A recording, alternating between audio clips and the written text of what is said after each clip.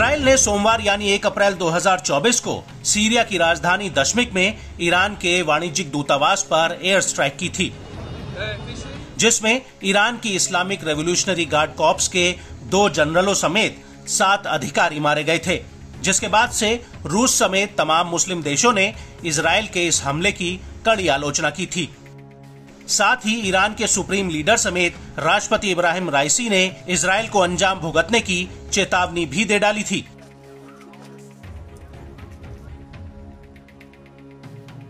जिसके बाद अमेरिका की तरफ से प्रतिक्रिया भी आई, जिसमें अमेरिकी विदेश विभाग के प्रवक्ता मैथ्यू मिलर ने ईरान से कहा था कि वो इजराइल से बदले के लिए अमेरिका के ठिकानों पर हमले न करे, लेकिन अब ईरान की ओर से अमेरिका को हिदायत दी गई है। दरअसल ईरानी राष्ट्रपति इब्राहिम राइसी के सहयोगी मोहम्मद जमशीदी ने शुक्रवार को कहा कि ईरान ने अमेरिका को अपने और इजराइल के बीच किसी भी संभावित संघर्ष से दूर रहने की चेतावनी दी है। जमशीदी ने एक्स पर लिखा कि इस्लामिक गणराज्य ईरान ने अमेरिका नेतृत्व को चेतावनी दी है कि वो नेतन्याहू के जाल में न फंसे, दूर रहे ताकि आपको चोट न लगे। जिसके जवाब में अमेरिका ने ईरान से कहा कि वो अमेरिकी ठिकानों को निशाना न बनाए।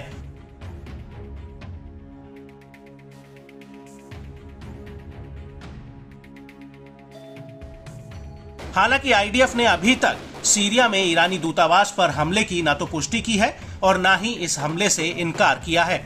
बल्कि रक्षा मंत्री योव गैलेंट का बुधवार को दिया गया एक बयान इस हमले की कहीं न कहीं पुष्टि भी करता है, जिसमें उन्होंने कहा कि इजराइल पूरे मध्य पूर्व में अपने दुश्मनों पर हमले करता रहता है।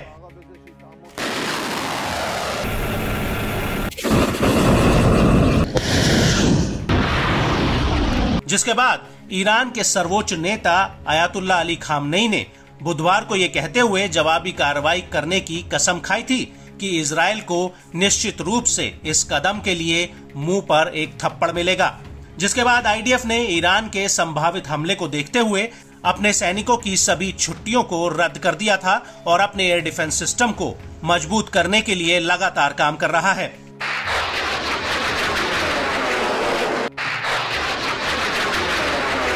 हालांकि वॉशिंगटन ने बार बार ईरान को चल रहे इजराइल हमास युद्ध से दूर रहने की सलाह दी है और तेहरान ने काफी हद तक इसका पालन भी किया है।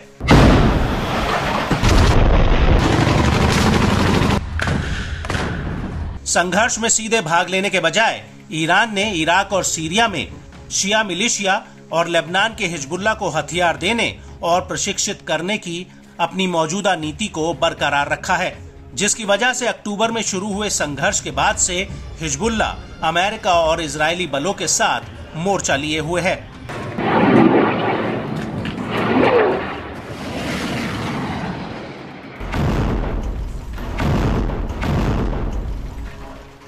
गौरतलब है कि गुरुवार को सीएनएन से बात करते हुए व्हाइट हाउस के राष्ट्रीय सुरक्षा परिषद के प्रवक्ता जॉन किर्बी ने कहा था कि अमेरिका इजराइल और ईरान के बीच युद्ध की संभावना के बारे में बहुत चिंतित है। हालांकि अमेरिकी अधिकारी ने मंगलवार को एक्सियस को बताया था कि अमेरिका ने सीधे ईरान को सूचित किया कि उसकी हमले में कोई संलिप्तता नहीं थी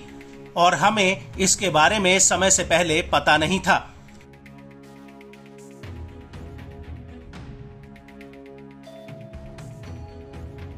गौरतलब है कि शुक्रवार को तेहरान में मारे गए अधिकारियों के लिए एक अंतिम संस्कार जुलूस के बाद बोलते हुए आईआरजीसी कमांडर हुसैन सलामी ने लोगों की भीड़ को संबोधित करते हुए कहा कि ईरान के संबंध में किसी भी दुश्मन की कार्रवाई को बिना जवाब के नहीं छोड़ा जाएगा।